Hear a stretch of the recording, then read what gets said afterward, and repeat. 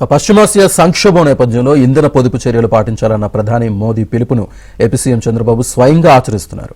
ఆ స్ఫూర్తిని రాష్ట్రంలోనూ కొనసాగించాలని తన వాహన శ్రేణిని కుదించుకున్నారు. దీంతో సీఎం కాన్వాయ్ 12 వాహనాల నుంచి 4 వాహనాలకే పరిమితమైంది. 2 వాహనాల ఎన్ఎస్జీ భద్రత ఎస్కార్ట్తో ఇవాళ సచివాలయానికి సీఎం చంద్రబాబు వెళ్లారు. ప్రధాని సూచనలు పాటిద్దామని సీఎం చంద్రబాబు పిలుపుతో మంత్రులు తమ కాన్వాయ్లో వాహనాల్ని తగ్గించుకున్నారు.